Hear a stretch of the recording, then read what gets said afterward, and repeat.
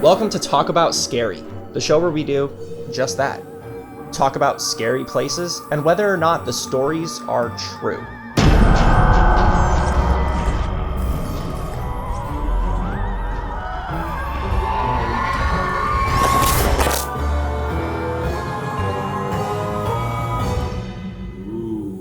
Everybody loves a good ghost story, right? I know I do. I do too. And what better place to start with than a haunted hotel?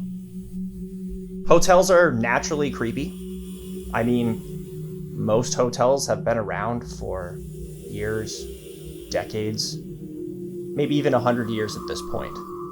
So they have a lot of history. A lot of people have stayed in them.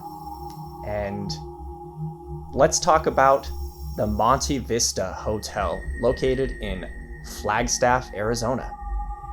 Hold on. Before we get any further, I didn't know you were going to talk about this one. I have a pretty cool story about this when we're finished, if you want to talk about it. Oh, have you been there? Pretty insane. Yeah, you can say that. But I'll wait till the end. I hear what you guys say. Sure.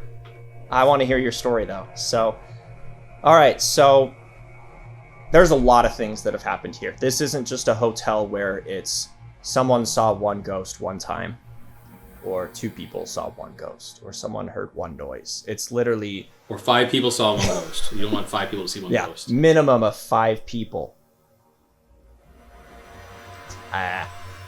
Anyway, moving on. This is a hotel where multiple rooms have activity.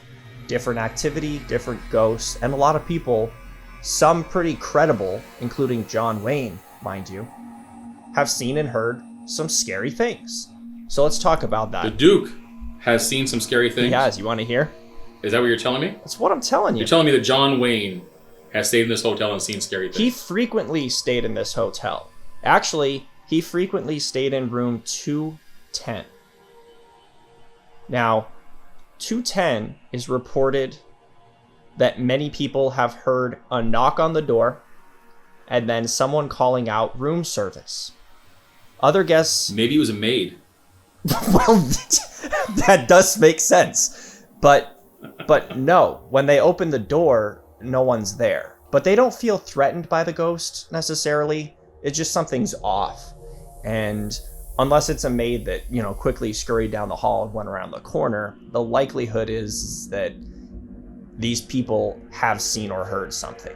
In fact, other guests have reported the same experience and have actually seen a young man in a red coat with brass buttons outside the hall of room 210. So whether or not that's the same person, and some people hear it, some people see it, maybe some people experience both, but John Wayne has experienced this, and that's an interesting point, I think. He's pretty credible. Okay. Yeah, but I gotta pause this for a second. I got 2 questions for you. One, what is John Wayne doing in Flagstaff? It doesn't make a lot of sense that he's there. Are you sure that's actually a factual thing? It is. John Wayne actually spent a lot of time in Flagstaff because a lot of movies have been filmed in Arizona, especially really Old West movies. Correct, yeah. Oh, geez Louise. And my next question for you. Okay, I'll suspend disbelief on the John Wayne thing. But why does, when everybody sees someone who's dead, it's always in period clothing, they see a bellboy with brass buttons and everything, like he didn't have an extra life, like he wasn't like outside with his girl walking around once in a while. He was always in bellboy attire. And because of that, I want to also ask, how about people that died in the 80s? Why don't we see them wearing crappy clothes? That's true. We don't see any 80s ghosts floating around with really high shoulder pads. I think a lot of it, personal opinion here, disclaimer, personal opinion. I think a lot of it has to do with it's not necessarily the ghost or spirit that is haunting the place. It's more of the energy that's left that person gave to that place. So it's almost like repeating themselves over and over in that area. In fact, it could be possible that energy from that person could be haunting somewhere else too. So let me get to another example where it kind of makes sense for what I'm trying to say. Okay. Same example with we're doing the hotel still? Yeah, we're still on the hotel. Okay. So There's a little boy that is said to wander the halls of the hotel as if he's speaking with his mother. So people have seen him like go around corners, and they've heard him as if he's speaking with someone. And like I said, many people claim that it's probably his mother. And a lot of guests and staff have seen a couple in formal dresswear, laughing and dancing in the cocktail lounge. And that kind of makes it sound like they're almost reliving a happier moment in their life. Or maybe they were there at one point, both have passed on, and their energy is just still in that place. Maybe the place is prone to having energy. I mean, like, I don't think my house is haunted necessarily. There's not really a whole lot of energy there. But in a place like a hotel or a cemetery where it's just seen a lot of foot traffic from people, and so many different people have come and gone and lived lives there, that's sort of my interpretation of why you might see a couple ballroom dancing in a cocktail lounge. Okay, kind of like the Haunted Mansion at Disney. Exactly, yeah. There's a ride. Nice, There's a ride. nice. If you want to ride the Monte Vista ride, they renamed it to the Haunted Mansion at Disneyland. Check it out. Nice, nice. I actually have a haunted room in my house. It's the bathroom. Oh, yeah? Phantom poops?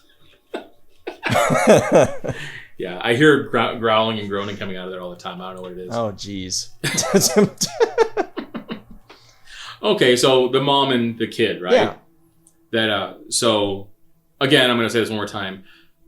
I actually have a story that I think sounds pretty similar to what I experienced. I'm not going to talk about it yet. I'm going to let you keep talking. Sure. But I do want to hear it, though. Yeah. So I'll try to make some of these notes quick so that we can get to your story. sure, I don't believe you, but let's give it a shot. You don't believe me? All right. All right. How about room 305? Guests have reported seeing a rocking chair rock by itself. Yeah. Do you believe that? It's the wind. The wind? No. Rocking chairs are built to rock. I don't believe any of that. Like, people always say, I'm sorry, you can make a rocking chair rock just by the wind blowing, I think, personally. I don't know. Okay, all right. There's more to the room, though. I just stopped because I wanted to hear what you said about that one thing. How about people have also heard knocking coming from the closet in that room? Legend has it that an elderly woman who was a longtime renter once lived in the room and would sit by the window for hours on end. And people walking by the room's window have reported seeing a woman rocking in the chair. And oftentimes the maids that we talked about earlier report finding the chair moved to a different place from where they left it. What do you got? I don't know. The wind? It seems like a lot of fish tales. The wind? Listen, everybody, someone can move a chair from place to place. What if someone's vacuuming or sweeping and they move the chair? That's totally so normal. you think they're just like taking the broom and like bashing the chair from corner to corner and then leaving and they're like, it moved. I mean, I got a rocking chair in my house. I vacuum once in a while and I sweep. I might have moved my rocking chair around a little bit. What about the fact that the woman was there? You don't think the two are tied? I mean, maybe if... Well, does it have to be a ghost woman? Couldn't it just be a regular woman in a rocking chair? I don't know. That seems a little bit thin to me. Like, I would more believe the Duke than people walking by and seeing a woman in a rocking chair. All right. How about the room right next door? 306, because it could also be 304, but this is 306 for those taking notes. Definitely not 304. 2 prostitutes are said to haunt that room. The 2... Hey now! The 2 women were supposedly killed in the early 1940s, and then their bodies were thrown from the 3rd floor window, because it's 306, so 3rd floor. Anyway, some guests have had the feeling of cold hands over their mouths or throats, or even awakening and having a hard time breathing, like they're struggling. Well, until you said a hard time breathing and struggling, I felt like that was a pretty sexy experience. Fair enough. I would have no problems with that. Yeah. That's it, though? Like Dan Aykroyd in Ghostbusters. Yes. You know what I mean? Yeah, very, very much so. In fact, that could be one of these 2 prostitutes right there on film. Because it... Nice, ghost ladies. Yeah. Hey. You don't Okay, believe any so- of that though? Nothing's going for you? I don't know. I mean, I kind of think that, I don't know. When it comes to feelings and stuff like that, I'm a half skeptic. It's easy to feel something when you're alone. I'll give you that. It's like when you watch a scary movie and you walk around your house and you get that uneasy feeling when you go to the kitchen. You wouldn't have that if you just got done watching a comedy movie, Ghostbusters, for example.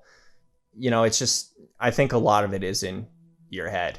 I'll give you that. Best movie ever. Yeah, absolutely. Well, you know, I used to go down to the basement when I was a kid, and you'd start to turn the lights off, and then you would actually feel like electricity run through your back, and you'd run up the stairs like as fast as you could. Yeah, and you're screaming, "Don't cross the streams." Don't cross the streams. I used to cross the streams all the time in the winter time. That's how we used to write our names in the snow. In Flagstaff, though, right? In Flagstaff, because it snows. It is. Yeah. It is. Yeah. In Flagstaff. That's right. That is correct. It snows in Flagstaff, and it is actually very cold up there. So they couldn't actually talk about cold spots, which I think is another garbage move, talking about cold spots in areas. But do they have any of those occurrences there, like cold spots in the hotel? No, but how about another room? 220. Another room. Okay, 220. So this is on the 4th floor. Well, you don't add the 2 2s and the 0 to get the 4. It's the first number is the floor. So 2nd floor. Okay. Yeah, that's how that works. Anyway, 220. Another long-term renter, so similar to the woman that resided in 305, was a man who he died in the room, and then he wasn't found for several days. And then a maintenance man actually reported finding the TV turned on at full volume, and the bed sheets were like ripped to shreds. And to this day, guests still report the TV turning on by itself, and some strange feelings and cold stuff that we've already talked about and you don't believe. But it does seem to kind of be a recurring theme in the hotel. So again, maybe it goes back to the whole energy thing of it just, you feel it, and maybe people are feeling it because something is off or wrong, just in the whole area. Okay. But the TV, though, I mean, remote control, I mean, maybe it's like a gimmick. Do you know what I mean? I feel like some of the haunted hotels I've gone to explore in our line of work that I think that a lot of times it's just really gimmicky. So I think sometimes they have them hooked up to like a remote control or something like that where they turn it off and on the TVs. There's a lot of hotels in the state that I feel like have that same experience. Like the televisions turn on by themselves, and I'm like, I don't know about that one. But when they turn on, you know, why does it turn on to full volume? Or how about the bed sheets? Why would they be ripped? I don't think TVs turn on and then the bed sheets just rip for fun. Yeah, okay, I'll give you the bed sheets. That's pretty creepy. I'm pretty sure the guy was like a butcher too. Maybe the two go hand in hand, cleaver and cleaver. Talk about scary. That is the name of the show. But I got one more big one for you. Okay. How about this? Well, make it good. In 1970, 3 men robbed a bank nearby the hotel. All right, I can get behind this one. Little cowboys and cowboys and robbers. Afterwards, trying to be PC here. They went to the bar at the hotel to get a drink, and one of the men was shot and killed. And it's very common now for people that go to the bar, including management that works there, to hear things in the morning when they go in. They'll hear someone saying good morning or hello pretty much every morning, very, very frequently. And then there's also reports of bar stools and drinks that seem to move on their own. So how about a robbery gone wrong turned ghost story? Well, if nothing else, I think someone dying in that room and getting shot and dying in that room, that is pretty scary. And I would like to sit in the stool he was. I wonder if they have the same stool still. That'd be cool. Sit in that probably stool. not, because he bled to death while enjoying his last drink, so it's probably stained. Unless it was a red stool, and they just were like, it's cool, fresh coat of paint. But otherwise... Or like heavily lacquered. Yeah, but otherwise I feel like they probably, tossed it. That's too bad. But how about I've been there. How about the anonymous that bar. voice? The anonymous voice. Have you heard it? You've been to the bar? Have you heard it? No, I've not heard a voice. I actually was there at night, so I didn't hear the voice. I've actually been to this place, and I've been in that bar before. Oh yeah. Did you see anything out of the norm? I didn't. Well, you said you had a story. Okay, Let's hear it. All right. Well, it's so I just want to make this clear. I do not believe in ghosts. I don't believe in the supernatural. Not He really. believes. Nah, not really. Well, I've explored. I've tried to believe. I want to believe. But I've explored and been called to, I don't know, dozens of places. I would say dozens of places to investigate their hotels or to stay the night. And I do, and they always have. A lot of them have similar stories. TVs turning on and off, knocking and scratching at the door, stuff like that. I've never experienced any of that stuff. But I will say, maybe it was about 15 years ago, my wife and I like to travel around Arizona, and we went to Flagstaff. It was in the winter. I missed the snow, so we went. We had a bunch of drinks across from this hotel at a bar, and we decided we were too intoxicated to drive any further. We went across the street and got a room at this hotel, the Hotel Monte Vista, and it was under renovation. So we're well, good decision not to drink ringing, and drive. Credit where credit is due, Adam. Good job. I would have to haunt my car in the same clothes I was wearing 15 years ago, which were garbage clothes. So I'm glad I didn't die. So okay. So we go into the hotel room and not the hotel room. We go into the lobby and no one's there. And there's a little ringer. So I ring the bell a few times and someone comes up and they say, hey, they talk to us and they're like, most of our rooms are under renovation. We pay like $70 to get a room, and it's one of the only rooms they have available. So we take it. And we don't know anything about the hotel at all. We're both zonkered. We're just trashed. And my wife goes to lay down and go to sleep.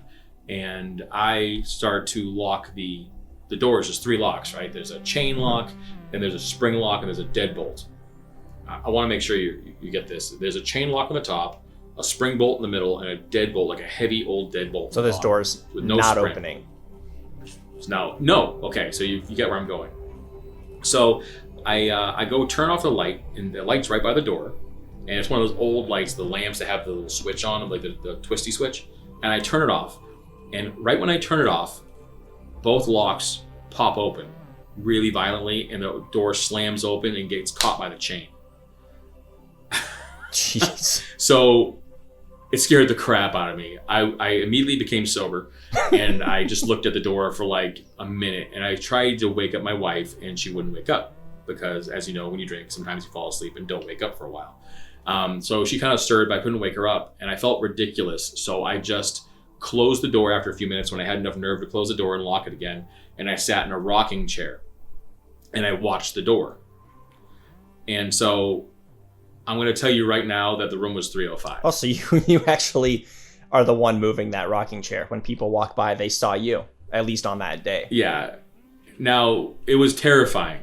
And I sat there, and as I sat there, I really had to go to the bathroom for like 4 hours because I drank a lot of beer, and I was getting sober and more sober, and I was getting a hangover, and I had to go to the bathroom, and I could hear people outside the door, so I felt like more comfortable. I heard running, and I heard someone laughing. So I decided to go to the bathroom. And when I go out there, there's just a woman at the end of the hall, and I see her, but I don't look at her. I can look down, it's still pretty dark, it's winter. And the bathrooms are shared bathrooms. There's no bathroom in because I didn't mention, there's no bathroom in the room. Yeah. They're all shared bathrooms in the hallway. So I go to the bathroom, and I come out right after I wash my hands thoroughly. And and I look up, and there's nobody there. And I'm like, well, she must have left. And I go to shut the door, and I lock the door, and I immediately hear a kid laughing and someone running up and down the hallway again. So at that point in time, I sat back in the chair, and I sat there until the sun came up. And as soon as it was like 7 o'clock, 7:30, when the sun came up, I woke up my wife, and I told her we had to leave. And she didn't know why. I said, we just have to go, please. Let's just go. And like a baby, we left. And I left the key at the front desk. I didn't really check out. And we went to a really, really nasty hotel down the street by the train tracks. And we fell asleep there for like 6 or 7 hours until I could drive home. And when I woke up, she asked me what happened, and I told her. And she was like, yeah, that hotel is haunted. Because she's lived in Arizona her whole life. And I'm like, oh, really? And she was like, yeah. And and someone told us that 305 is the most haunted room in the place. but we didn't know that at the time. And so while I don't believe in ghosts, I'm just going to say that out of all the hotels that invited me to stay so I could check in and see if there were ghosts and things of that nature, I'm never effing stepping in that place ever again. I'm not going to walk to the front door.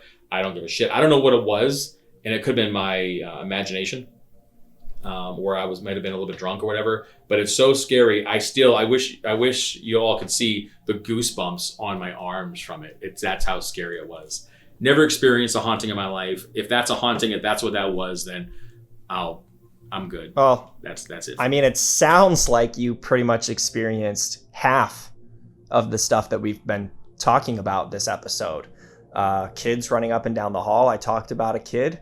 Women, literally the room you stayed in and the room next door were both occupied by spirits of women. And I mean, just saying that it seems like some of the former guests of this hotel are still roaming the building. Whether or not I will say that when I walked out, I will say when I walked out of the room and I saw the woman, there's a hallway and there's like a door at the end of the hallway. It looks like maybe went to a fire escape or something at one time. I didn't pay attention, but when I was walking down the hall, and this hotel was totally quiet. There was like later on that evening there was a bar there and there was a bartender and we had a drink there. But other than that, there was there's no one there. I'm going to tell you that wasn't like they show you on television, like it was a spirit, like a see-through person floating in the air. It was just a person there. Yeah. So maybe that's what they look like. I don't know. I don't know if I can believe it or not, but I thought it was really strange that we're starting this and the very first thing you pick up is this one. Well, it came up as one of the most haunted hotels in the United States. So I figured, what a way to start. It has lots and lots of stories behind it. There's even more that we just don't have time to get into. But several rooms. It's not just, like I said, it's not just one room where people have seen lots of different things. There's lots of different stories from different decades, from the 40s to the 70s to even more modern, where things are happening and you can stay on different floors and even not in a room, just a bar like we talked about. So I don't know. I haven't been there to see it. Adam, you've been there. You seem skeptical, but if I were you in that situation and I had been through some of the things that you just said, I wouldn't want to go back either. I would probably say that it's haunted and it'd be fun to experience it, but I don't want to provoke. I won't step back in there, I'll tell you that much. So. You can go. I'll wait outside. I'll go to the bar. It kind of sounds like the outside isn't any better than the inside. I mean, unless you're going to wait in the street. I'll wait in the street. I'm not going to go inside ever. It is probably good to note, in case anybody who wants to go explore this place, the address. You have an address for it? Should I look it up? I do. Got it right here. It looks like it's 100 North San Francisco Street, Flagstaff, Arizona. There you go. So if you guys want to check them out, maybe get a hotel room and see if you can experience anything there, we'd love to hear from you. See, maybe we have a shared experience.